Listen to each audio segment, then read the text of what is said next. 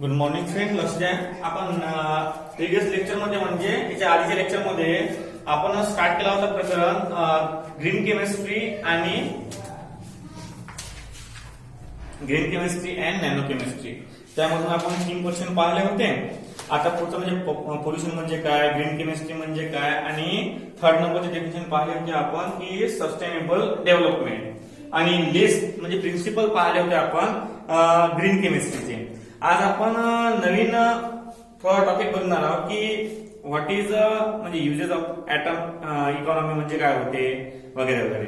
लक्ष द्या. आता प्रिन्सिपल 12 झाले आपले लिहिले. आता ऍटम इकॉनॉमी म्हणजे काय ते आपण पाहणार आहोत. Atom economy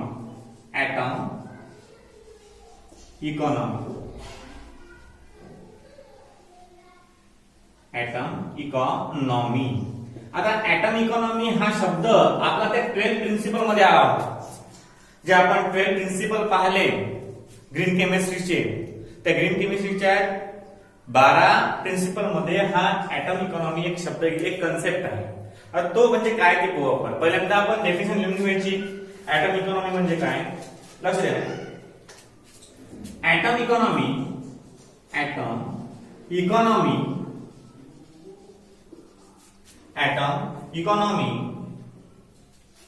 is a measure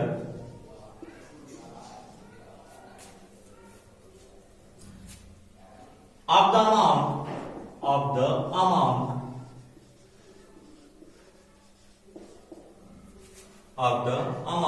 of atom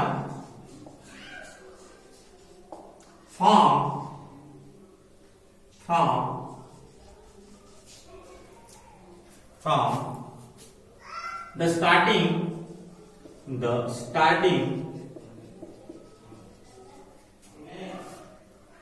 material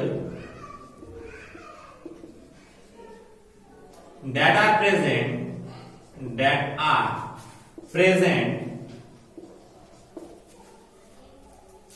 in the useful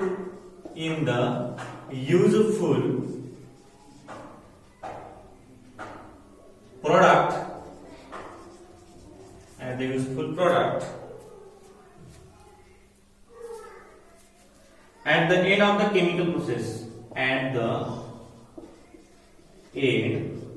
the chemical process.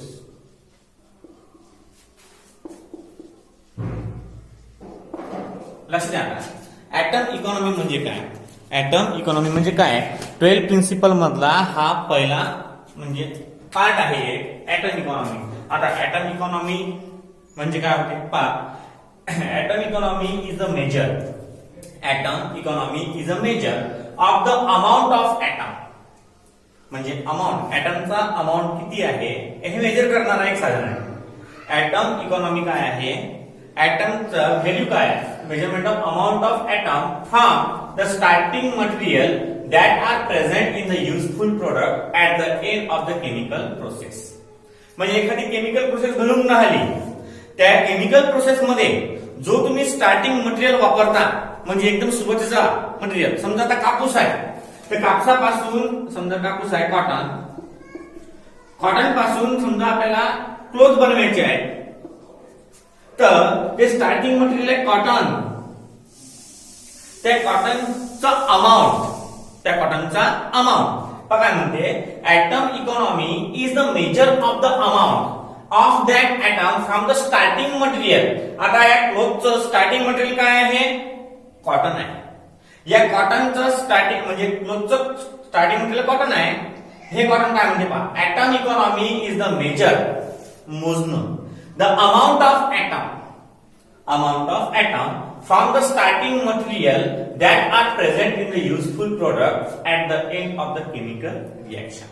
म्हणजे याची व्हॅल्यू काय आहे हे मेजर करण्याचं काम ऍटम इकॉनॉमीचं आहे. अशा प्रकारच्या कन्सेप्टला आपण काय म्हणतो, ऍटम इकॉनॉमी असं म्हणतो. ऍटम इकॉनॉमी हे मेजर करते काय, the amount of atom from the starting material.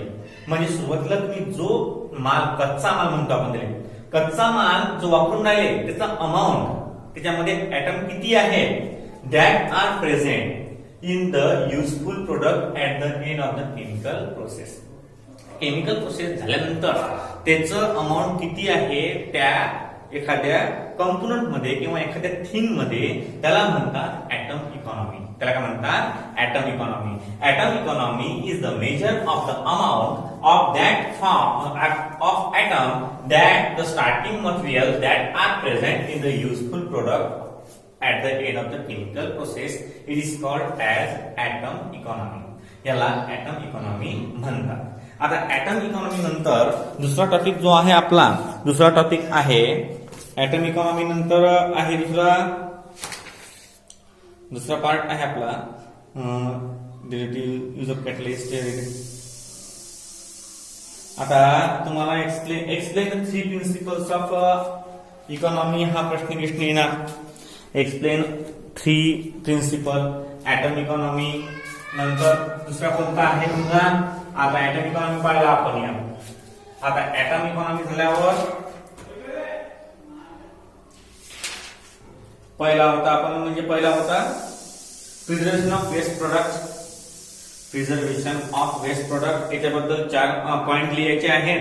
Atom economy मध्ये हॅझार्डस केमिकल सिंथेसिस याच्याबद्दल 4 पॉइंट तुम्हाला लिहायचे आहेत. बघा आता name the alpha gamma isomers of BHT. BHT चे गॅमा आयसोमर्स कोणकोणते आहेत? Gamma isomers of BHC. आता बीएचसी म्हणजे काय?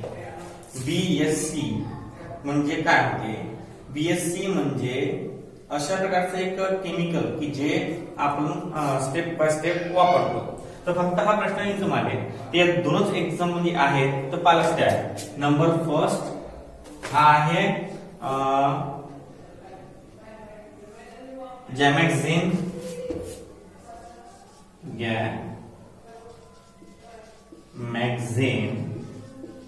आणि नंबर सेकंड लिंडेन. तुम्हाला प्रश्न विचारला यांनी की अल्फा म्हणजे गॅमा आयसोमर्स ऑफ बीएचटी काय आहे? गॅमा आयसोमर्स ऑफ बीएचटी 2 आहे. एक आहे गॅमॅक्झिन आणि एक आहे लिंडेन. हे 2 फक्त लर्न करून ठेवायचे. जास्त लोड घ्यायचा नाही, कारण 2 मार्काचा चॅप्टर आहे. जास्त काही घासायला पुरत नाही. डायरेक्ट तुम्हाला विचारलं what are the gamma isomers of BHC, तर मग लिहायचं गॅमॅक्झिन आणि लिंडेन. बस, जास्त काही लिहायचं नाही.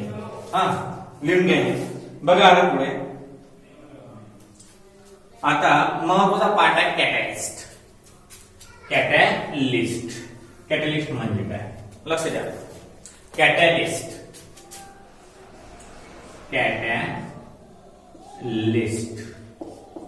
उत्प्रेरक.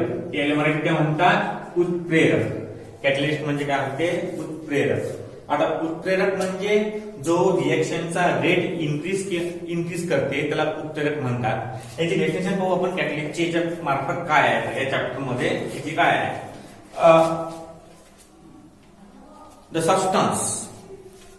The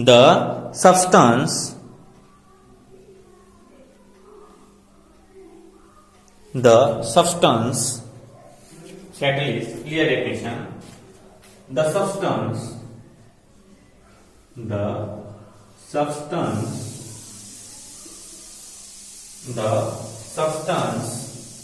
that increase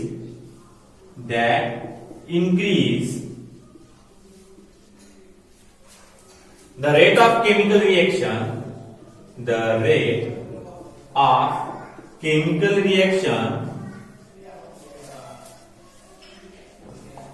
The substance that increase the rate of the chemical reaction without being consumed, without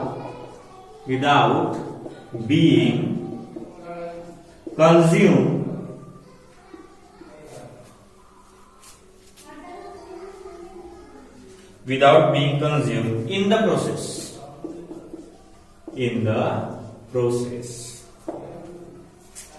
Let's get the substance part.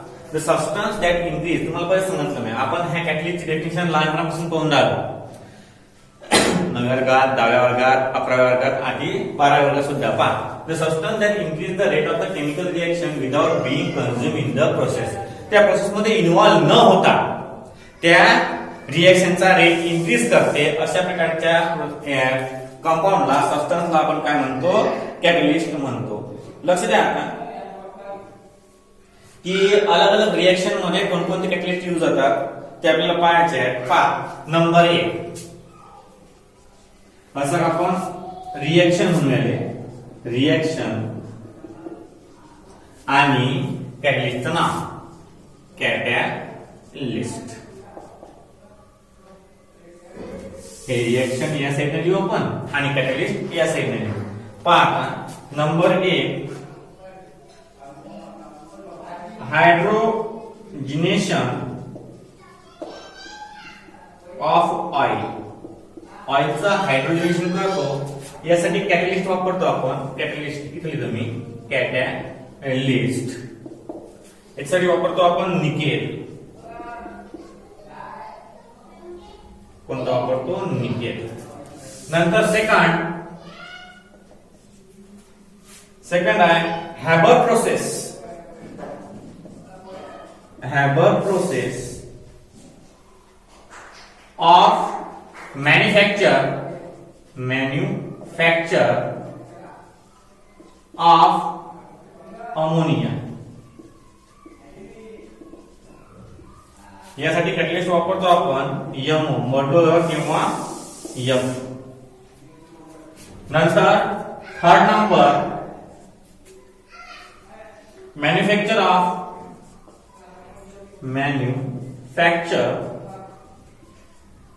Of HDPE polymer. यासाठी आपण वापरतो काय वापरतो, manufacture of Ziegler Natta catalyst.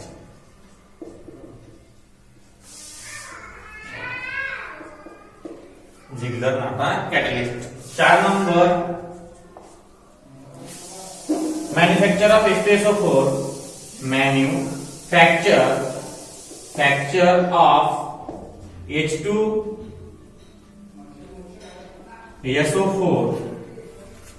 by contact process.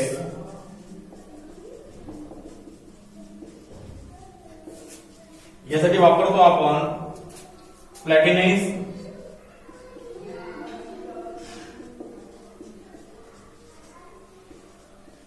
एस्टॉप. नंतर 5 fissure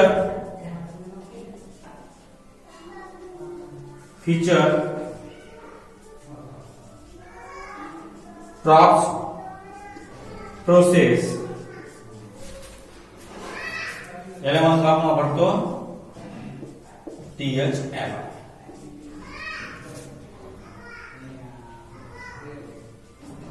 लक्षात घ्या, आता 5 reaction आहेत. यातल्या खूप साऱ्या रिएक्शन आपल्या झालेल्या आहेत. या 5 रिएक्शन पैकी आपल्या खूप रिएक्शन झालेल्या आहेत. हायड्रोजिनेशन आपलं झालेलं आहे, म्हणजे रिडक्शन मध्ये आपण काय वापरतो, nickel as a catalyst. 413 kelvin temperature he reaction झालेली आहे आपली. नंतर हॅबर प्रोसेस अमोनियाची झालेली आहे. त्यामध्ये मर्डोर किंवा Fe वापरतो आपण, यमो किंवा मॅलोडियम किंवा Fe, ferrous. Manufacture of HDPE polymer. आता HD हाय डेन्सिटी है ना, हाय डेन्सिटी आहे ना हे, तर याच्यामध्ये आपण हे पहा, झिगलर नाटा कॅटलिस्ट हा नाव ऐकलेलं आहे आपण. हे झिगलर नाटा कॅटलिस्ट हे नाव आपण ऐकलेलं आहे. नंतर manufacture of H2SO4, manufacture of H2SO4 by contact process पाहिला आपण. ते पी ब्लॉक एलिमेंट मध्ये manufacture of H2SO4 by contact process, त्यामध्ये प्लॅटिनाइज ऍब्सॉर्ब हे वापरतो आपण. नंतर फिशर ट्रोसॉफ प्रोसेस, आपण फक्त हे आपली एक प्रोसेस जी आहे की हे झालेली नाहीये.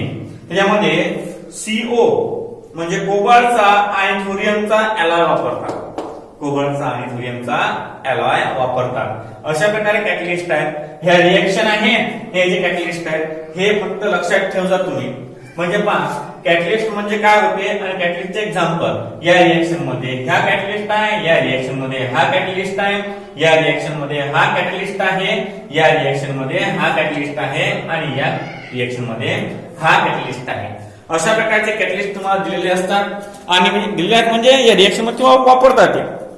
या रिएक्शन मध्ये तुम्ही ते वापरता आणि चांगल्या प्रकारे वापरता आणि समजून म्हणजे चांगलं सुद्धा आहे तुम्हाला मी कॅटलिस्ट. कॅटलिस्ट म्हणजे काय आणि कॅटलिस्टचे एक्झाम्पल आपण पाहिले. नंबर सेकंड म्हणजे याच्यातला पुढचा पार्ट जो आहे कॅटलिस्ट नंतरचा, तो पुढचा पार्ट आहे आपल्या जवळ. लक्ष द्या, पुढचा पार्ट आहे आपला कॅटलिस्ट झाला. आता पुढचा आहे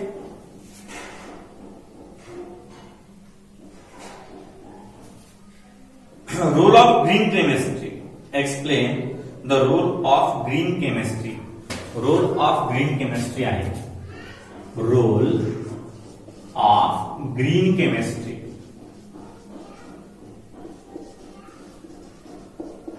ग्रीन केमिस्ट्रीचा रोल काय असतो? ग्रीन केमिस्ट्रीचा रोल काय असतो डेली लाईफ मध्ये ते आपल्याला पाहायचं आहे. आता ग्रीन केमिस्ट्रीचा रोल पाहायचा आपल्याला. ग्रीन केमिस्ट्रीचा रोल आपल्याला अभ्यासाचा आहे. आता मग नंबर फर्स्ट रोल काय म्हणते? To promote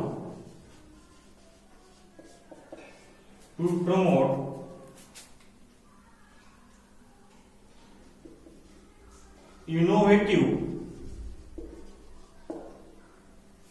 chemical technologies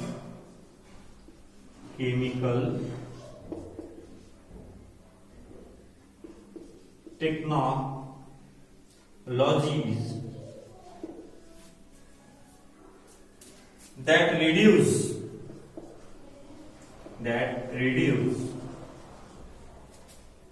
the use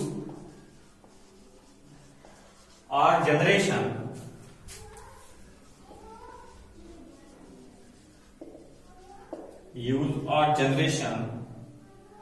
of hazardous substance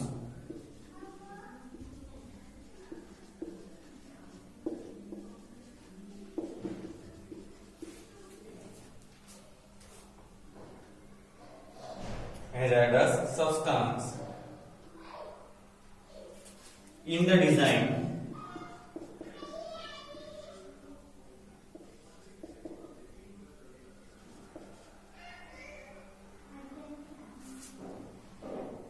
manufacture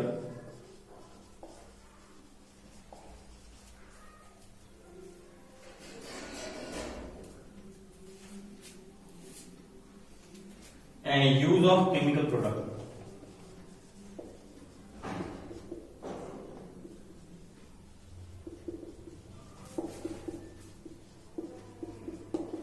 Number second,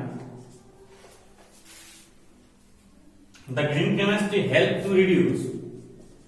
The green chemistry help to reduce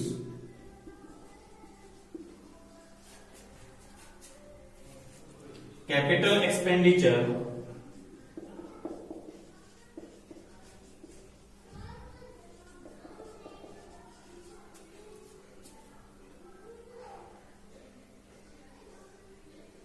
to prevent pollution.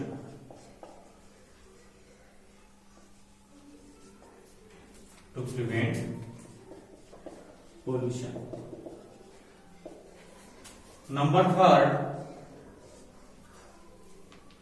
green chemistry incorporate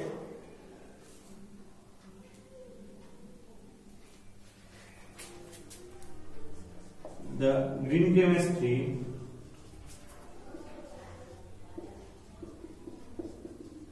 balance the pollution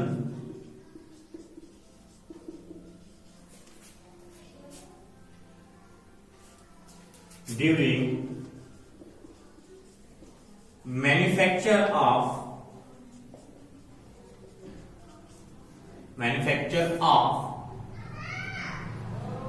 chemical product.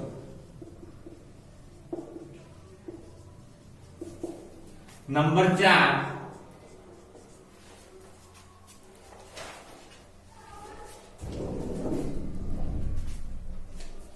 green chemistry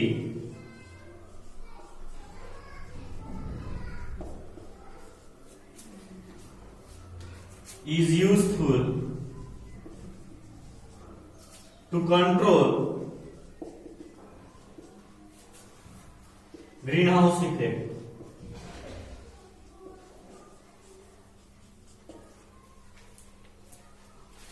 Number 5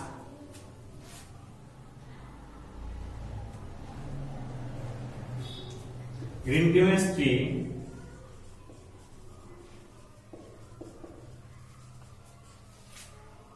help to protect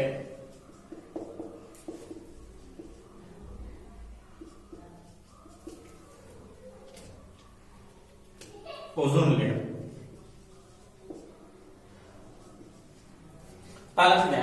कोणतेही चार तुम्हाला जे सोपी जातील ते लिहायचे. कोणतेही चार जे तुम्हाला सोपी जातील ते लिहायचे.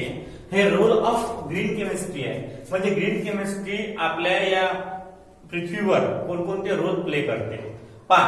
Number first, to promote the innovative chemical technologies that reduce the use or generation of hazardous substance in the design, manufacture and use of chemical product. म्हणजे अशा प्रकारचे सबस्टन्स इंट्रोड्यूस करते. कोणाचा उपयोग घेऊन, केमिकल टेक्नॉलॉजीचा असा उपयोग घेऊन अशा प्रकारचे सबस्टन्स इंट्रोड्यूस करते की ज्याच्यामुळे आपल्या पर्यावरणाला कोणत्याच प्रकारचा धोका निर्माण होणार नाही. Green chemistry promote the innovative chemical म्हणजे that are not harmful to the human beings and other animal.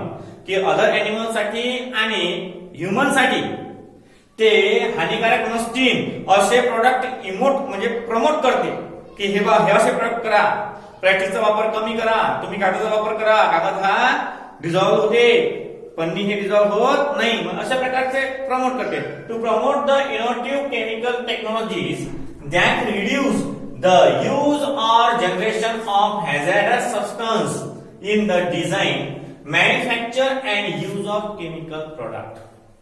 Number second, the green chemistry help to reduce the capital expenditure to prevent the pollution. म्हणजे पोल्युशनवर जेवढा खर्च लागून आला भारत सरकारचा म्हणा किंवा आपल्या विश्वातील कोणत्याही संस्थेचा म्हणा, तो पैसा लागला नाही पाहिजे, हे खूप कमी लागला पाहिजे. या अर्थानं हे ग्रीन केमिस्ट्री प्रोव्हाइड करत असते. पहा, ग्रीन केमिस्ट्री हेल्प करते. हेल्प म्हणजे मदत करते. ते काय, टू रिड्यूस म्हणजे कमी करते, कॅपिटल एक्सपेंडिचर म्हणजे जास्त प्रमाणात असणारा आपलं नुकसान, to prevent the pollution prevent करण्यासाठी जेवढा खर्च लागते आपल्याला तो खर्च लागणार नाही जर आपण ग्रीन केमिस्ट्रीचे रूल फॉलो केले तर. नंतर थर्ड आहे, the green chemistry balance the pollution during the manufacture of chemical product. म्हणजे काय करते, बॅलन्स करते की बघ केमिकल प्रोडक्टचा जास्त हॅझार्डस सबस्टन्स तयार झाले नाही पाहिजे आणि ते मानव सृष्टीला किंवा प्राणी सृष्टीला किंवा सजीव सृष्टीला हानिकारक ठरते नाही, यासाठी ग्रीन केमिस्ट्री आपला महत्वाचा वाटा देते. नंतर पहा, green chemistry is useful to control the green house effect. Green house effect control करण्याचं काम कोण करते, ग्रीन केमिस्ट्री करते. आणि green chemistry help to protect the ozone layer. Ozone layer, आता पोल्युशनच कमी झालं तर ओझोन लेअरचा थर वाढणारच ना. आता पोल्युशन जेवढं कमी तेवढा ओझोन चांगला. आता 3 महिने लॉकडाऊन होतं. या लॉकडाऊनच्या काळामध्ये पूर्णच्या पूर्ण फॅक्टरीज बंद होत्या. या फॅक्टरीज बंद होत्या म्हणून खूप चांगल्या प्रकारे जो ओझोनचं लेअर आहे ते ओझोनच्या लेअरचे छिद्र आहेत ते पूर्ण म्हणजे प्रमाणात भिजलेले आहेत. आणि त्यामुळे हे खूप महत्वाचं आहे ग्रीन केमिस्ट्री. ग्रीन केमिस्ट्री का बरं वापरतो, कारण ग्रीन केमिस्ट्रीचा जर आपण उपयोग केला तर आपल्याला कोणत्याच प्रकारचं पोल्युशन मधून जे अफेक्ट होतात की माणसाला इलनेस फील होते, माणसाचा एखादा अवयव काम करत नाही, ते पुढे होणार नाही. जुन्या काळात काय होते, जुन्या काळात गावरान लोक होते, म्हणजे गावरान ज्वारी खायचे, गावरान गहू, म्हणजे असं गावरान जे आहे ते गावरानच खायचे. त्यामुळे कोणत्याच प्रकारचं पोल्युशन नव्हतं. आणि पोल्युशन नव्हतं म्हणून काय झालं, म्हणून ते माणसं 100 110 120 एवढे जगले. परंतु आता माणसाची आयु 100 पासून कमी होऊन फक्त 60 वर्षाचीच झालेली आहे. 60 वर्षाची आयु झालेली आहे. त्यामुळे हे आपल्याला सांगायचं काम पडून आलं, ग्रीन केमिस्ट्री वापरा, असं करा तसं करा. पहिले कसं होतं, पहिले फक्त कामापुरतं पेरत लोक खात मस्त असं. आता कसं आहे, आता ते धंदा बनून बसला माणसाचा. कापूस झाला काय वीक बाजारात, हे झालं काय म्हणजे गरजा वाढल्या. जशा माणसाच्या गरजा वाढल्या तसं हे प्रोडक्शनही वाढलं. म्हणजे जर तुम्ही गावरान ज्वारी वापरत जा तिथं तुम्ही हायब्रिड वापरून राहाल. जिथं तुम्ही कापसाच्या एकदम घरचे बिया वापरत जा, आता अंकुर राशी वगैरे कुठून वापरून राहिले. आणि मोठ्या प्रमाणात केमिकल पेस्टिसाइड्स फर्टिलायझरवर टाकून तुम्ही त्या फर्टिलायझरला अजून असं करू नका. समजा एखादा माणूस आहे धडधाकळा किंवा एखाद्याला रोग झाला, खोकला ऐकलाय आणि दिल्या 1 महिना गोळ्या देऊन दिले, चालणार का? असं नाही. म्हणजे खूप मोठ्या प्रमाणात त्या केमिकलचा प्रभाव त्याच्यावर पडणार आणि त्यामुळे तो एकदम अशक्त होणार. आणि तशा प्रकारचं पुढे आहे. म्हणून मी तुम्हाला सांगायची गरज पडून आली की ग्रीन केमिस्ट्री काय आहे, कशी आहे. नाही तर हे सांगायला गरज नसते तुम्हाला, हे तुम्हाला माहित आहे. हे पूर्ण तुम्हाला समजते. माणसाची एक हे आहे की माणसाला सर्व समजते पण उमजत काहीच नाही. आता अशामुळे ग्रीन केमिस्ट्रीमुळे काय काय होते आता पहा. पहिला मुद्दा, to promote the innovative chemical technologies, की अशा प्रकारच्या केमिकल टेक्नॉलॉजीज यूज करा की दॅट रिड्यूस करतील. काय रिड्यूस करतील? Generation of hazardous substances. आता सरकारनं प्लॅस्टिक बॅग बंद केल्या पण तरी ब्लॅक मध्ये विकून राहिले की ते. मग असं केल्यानं हे ग्रीन केमिस्ट्री होईल काय नाही. मग पहा आता, substance in the design, manufacture and use of chemical product. The green chemistry help to reduce the capital expenditure to prevent a pollution. आता पोल्युशन किती करतात ते गावातला कचरा जर पाहिला आपण, एका 9वी की 10वीत तुम्हाला लेसन होता. त्या लेसन मध्ये मुंबईचा कचरा किती असते, पुण्यासारख्या शहरात टन ते टन एवढा, 1200 टन 1400 टन 1600 टन रोजचा.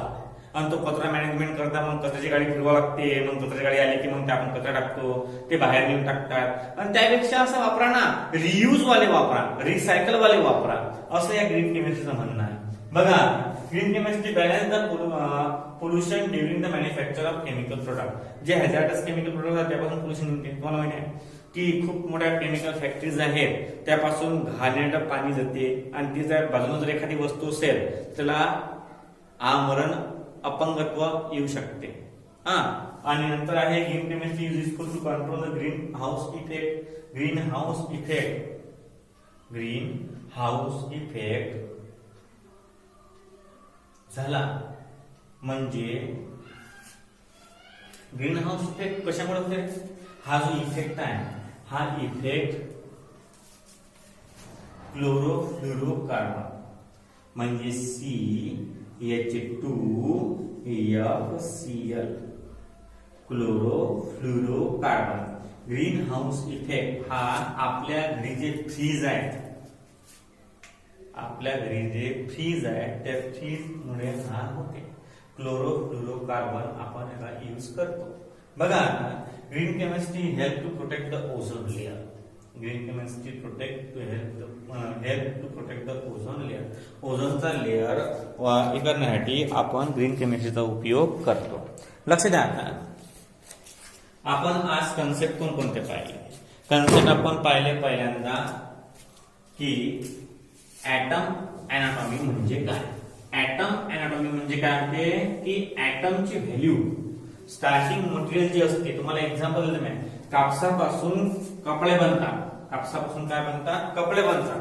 कापसापासून कपडे बनतात. तर कापसाची अमाऊंट, त्यामध्ये ऍटम किती आहे हे मेजर करायचं काम करते ऍटम अनाटॉमी. पहिला पॉइंट पाहिला आपण ऍटम अनाटॉमी.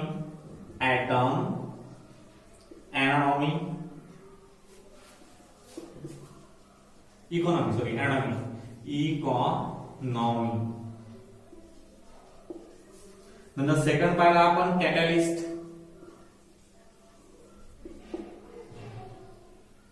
कॅटॅलिस्ट कोणकोणते असतात? हेबल प्रोसेस मध्ये कोणता असते, अजून कॉन्टॅक्ट प्रोसेस मध्ये कोणता असते ते पाहिला आपण. नंतर 3 नंबरला पाहिला आपण गॅमा आयसोमर्स ऑफ कोणाचं पाहिलं गॅमा आयसोमर्स ऑफ कोणाचं पाहिलं आपण गॅमा आयसोमर्स ऑफ DHC दोन आहेत ते हा म्हणजे गॅमॅक्झिन आणि लिंडेन हा नंतर 4 नंबरले पाहिलं आपण की रोल ऑफ ग्रीन केमिस्ट्री